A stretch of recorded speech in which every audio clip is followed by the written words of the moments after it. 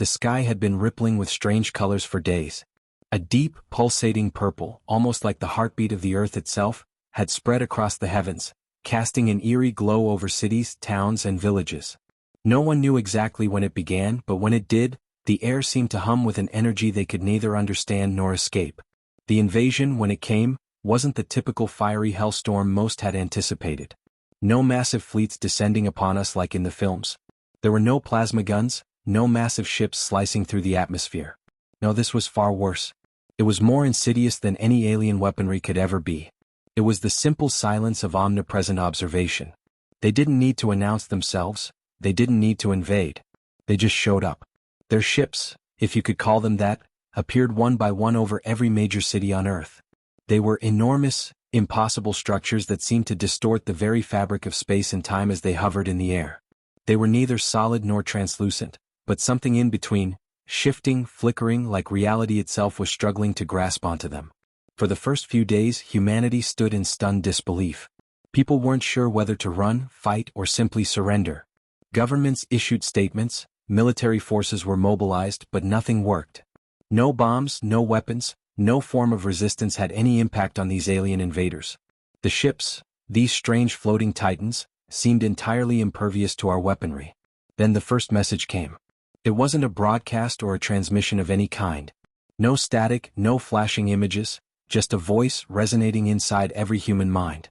It spoke in a language no one understood at first, but somehow they could all comprehend it. The voice wasn't intimidating, nor was it cruel. It was calm, matter-of-fact. And what it said was this: humanity is under our protection. You will comply. Then just as quickly as it arrived, the silence returned. Cities fell quiet. People without a choice followed orders. For weeks, Earth became a place where nothing of the ordinary existed anymore. We were told when to wake up, when to sleep, what to eat, and where to go. Most cities became silent, somber places where humans carried out their daily routines without question. Every human being had a place in this new order, a place determined by our invaders, and we had no say in it. The alien forces showed us that resistance was futile, not because of their weaponry but because they had discovered the very essence of our civilization. The power they wielded was knowledge of us, of our habits, our psychology, our deepest desires. But as the weeks passed, something strange began to occur. The aliens, despite their overwhelming superiority, started to show signs of discomfort. It wasn't as obvious at first, but it was there. Those little moments when one of them would stop in the middle of an action, their fluid, almost insect-like motions faltering. The way they would blink, no twitch, out of sync with their otherwise precise movements. At first, we dismissed it as a trick of the mind. Maybe we were just getting used to them. But then we started to notice the cracks in their indomitable facade. They weren't just watching us, they were observing themselves. The aliens didn't just control us, they were becoming affected by us, by our humanity. There was something in the way they started to study us with an intensity that bordered on fascination. Their eyes, which once carried the coldness of their mission, began to soften, just slightly, but enough to be noticeable. The way they interacted with us shifted from impersonal commands to something more delicate. Their once flawless coordination started to slip. They were unsure. They were struggling. And that's when we understood. They didn't know what to do anymore. At first, they had treated us like an infestation, something to be controlled and held in place. They would monitor us, provide for our needs, ensure our compliance. But over time, they realized something they hadn't accounted for. We weren't just creatures to be manipulated. We were a force of chaos, of unpredictability, of will. The human spirit, once regarded as a weakness by so many, was a force that even these otherworldly beings couldn't seem to master. They thought they could contain it, break it, turn us into drones, into obedient beings with no desire but to serve them. But the more they watched, the more they learned. And they couldn't help but see that there was something in us that they didn't have. Free will. We weren't as easy to control as they had expected. And that realization would change everything. But none of us, not even the most defiant humans among us, could have predicted the ultimate consequence of our very existence. The reason the aliens had begun to study us so closely. They had become fascinated by our ability to adapt, to push back, to think for ourselves. It was a moment of human ingenuity, small and seemingly insignificant at the time, that set everything in motion. It was an idea so simple, so utterly human, that the aliens didn't know what to do with it. We didn't just survive the invasion. We made them question themselves. And soon the invaders would find themselves stuck on a planet they had come to control, stuck with us. The realization came when they began to feel the pull of our humanity, our unpredictability, our chaos. We were the one thing they could not comprehend. And that terrified them. The feeling was mutual. Humans had always feared the unknown.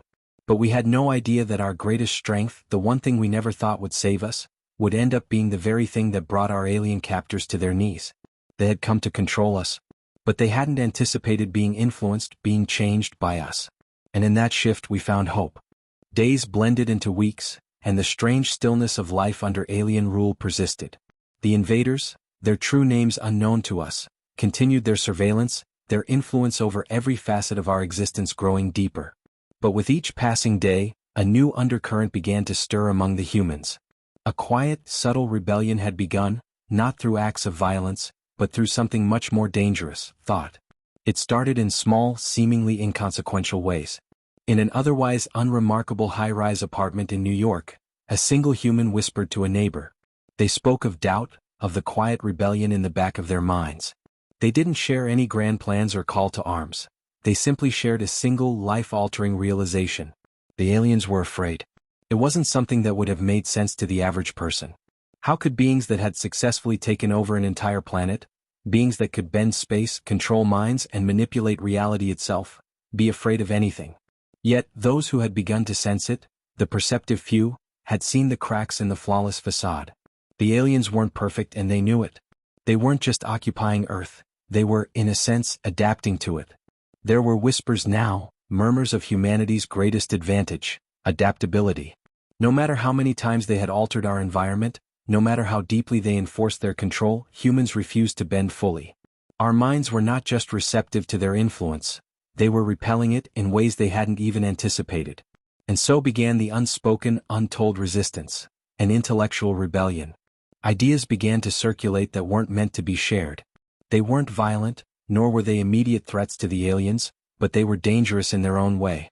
Ideas began to spread about exploiting the one thing the aliens couldn't grasp: unpredictability.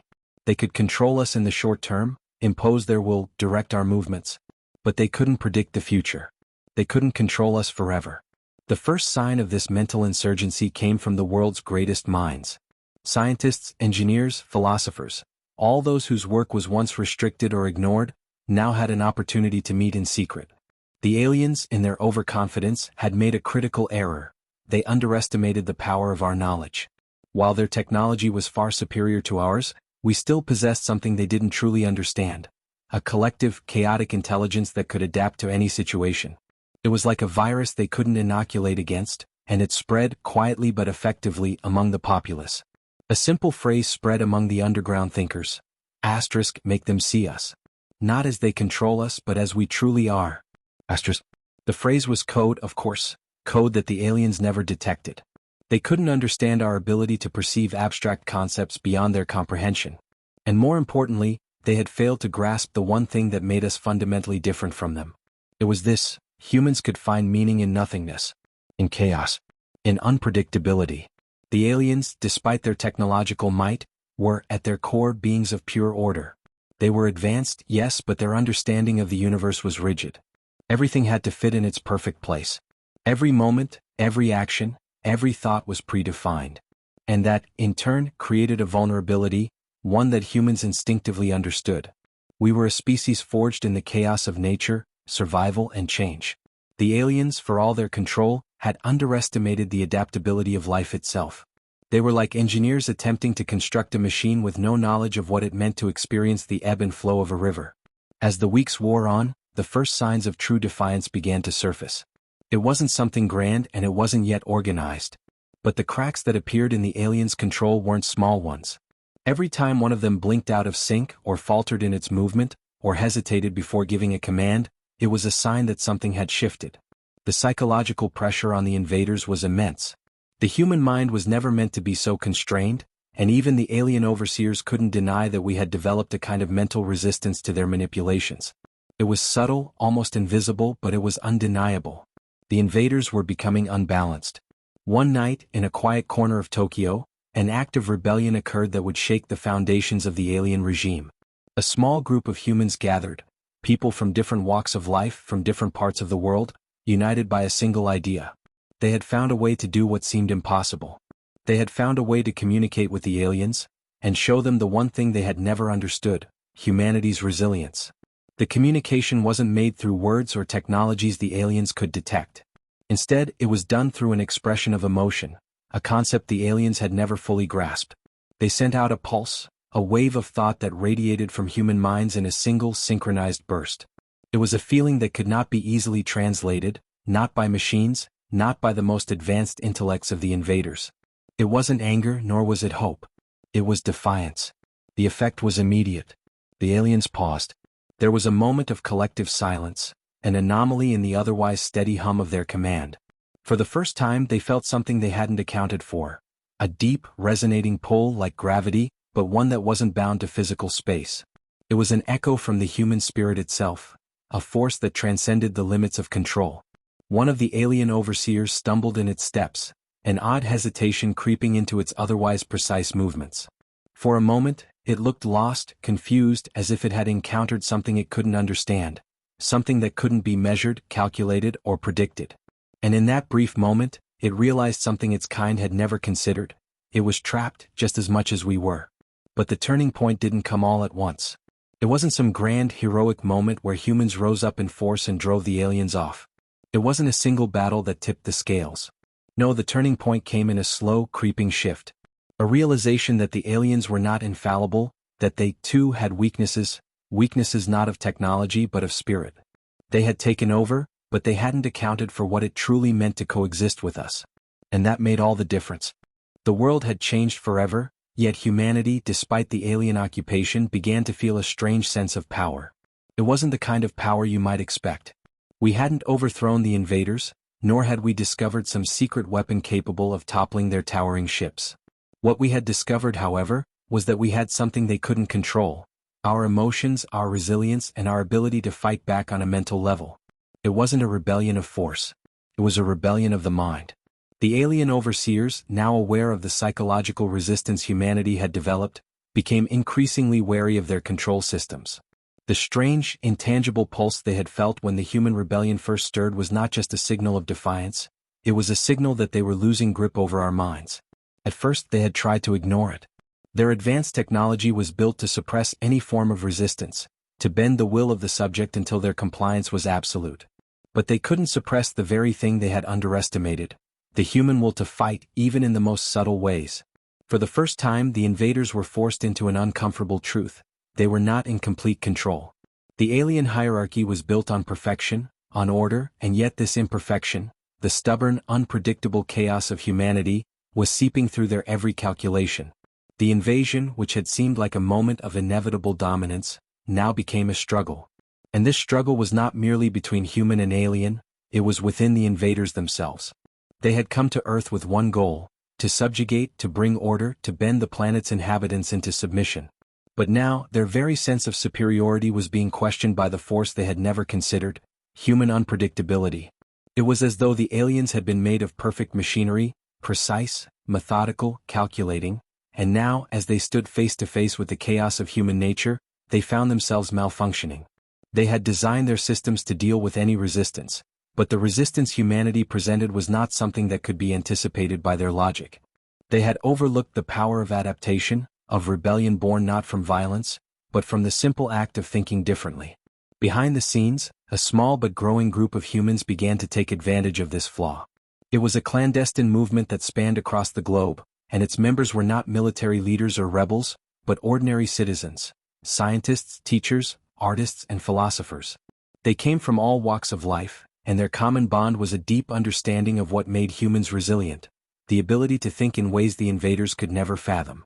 They called themselves the Shifters. The Shifters weren't concerned with grand, sweeping battles. They didn't seek to challenge the invaders with weapons or force.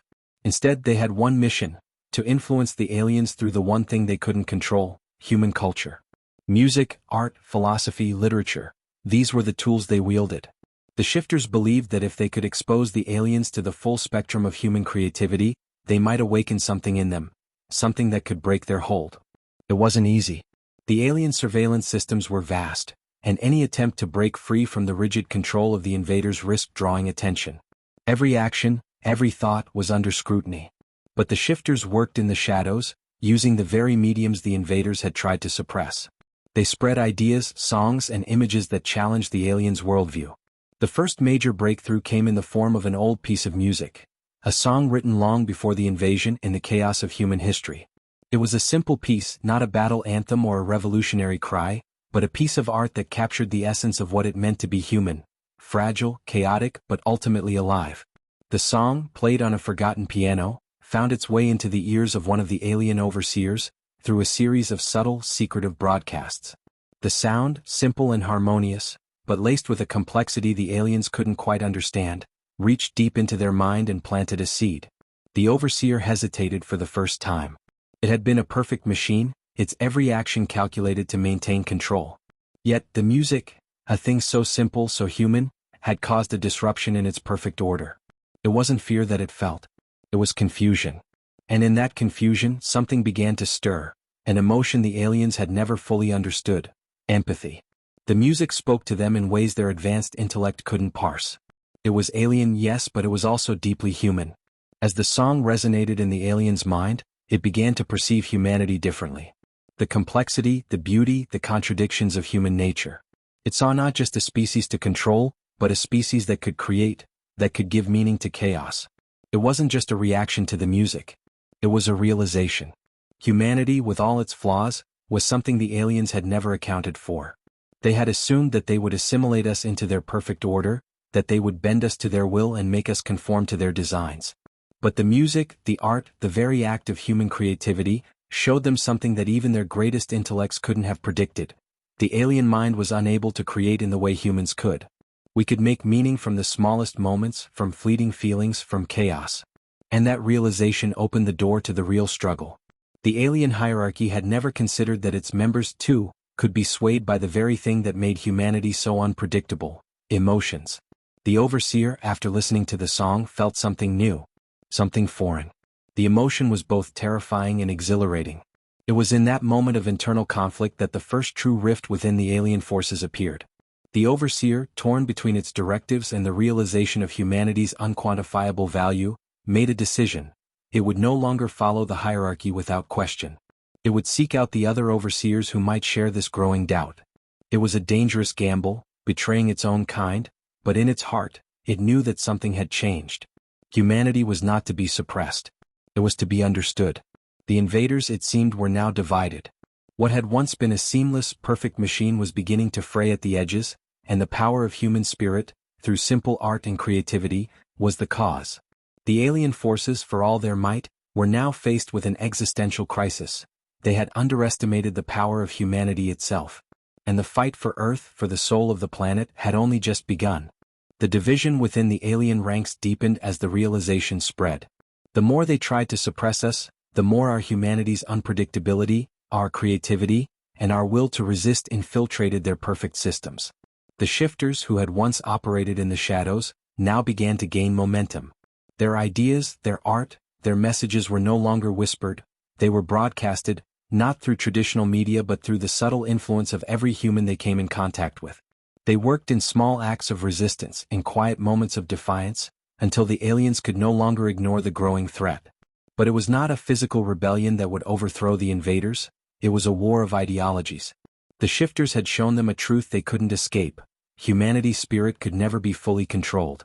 The final tipping point came when the alien overseers, once proud of their absolute command, began to question their own purpose. Their original mission had been to dominate, to bring Earth into their fold. But now they faced a dilemma. The more they tried to impose their order, the more their own minds fractured. They couldn't reconcile their need for control with the chaos that humanity represented. In a desperate move, the alien leadership convened.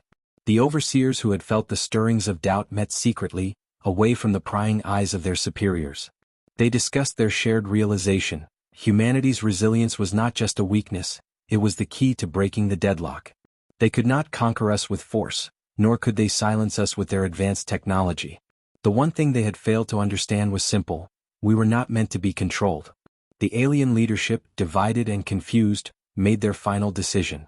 They had two options: Either continue the occupation and face an escalating, uncontrollable resistance, or attempt an unprecedented act of diplomacy. The choice was made. They chose to negotiate. It was an unprecedented moment in human history. The invaders, after years of silent control, came forward not with threats or demands but with a proposal: coexistence. The aliens had learned what they could not conquer, and in the process, they realized that the very thing they had feared was the key to their own survival. They proposed a new future, not one of domination but of shared existence. They offered us access to their technology, their knowledge, their ways of life, in exchange for something none of them had ever considered: respect. Respect for human unpredictability. Respect for our creative chaos. Respect for the very force that had driven them to the edge of failure: our humanity. The negotiations were long and arduous. There was suspicion on both sides. But as the weeks passed, it became clear that humanity had something the aliens could not replicate: a sense of self that transcended logic, one that was grounded in the wild, chaotic beauty of life itself. And the invaders, once cold and calculating, had learned to see us not as a threat to be erased but as a force that could coexist alongside them. In the end, the aliens did not leave Earth and we did not overthrow them. Instead, we reached an agreement, one that changed the course of history. The Earth, our planet, remained ours. The invaders, once conquerors, became something more akin to partners. They didn't rule us. We didn't serve them. We existed alongside each other, forever changed by the encounter. The aliens, who had once believed they were beyond failure, learned that even they were susceptible to the chaos of life. They had come to Earth to conquer. In the end, they had been forced to adapt, not to us but to the very essence of what it meant to be human. And in that we had won. Humanity, against all odds, had taught the invaders something they could never have imagined: that true power is not in control, but in the ability to evolve, to create, and to thrive amidst chaos. And as the years passed, the Earth began to heal, not just from the scars of invasion, but from the lessons learned. The aliens, once cold conquerors, now lived among us, part of the chaos, part of the dance of life, never again able to forget that the greatest strength lies not in order, but in the unpredictable, beautiful force of the human spirit. The invaders had come to Earth to take. But in the end, they found themselves stuck with us, not as masters, but as equals in the great and unpredictable journey of existence.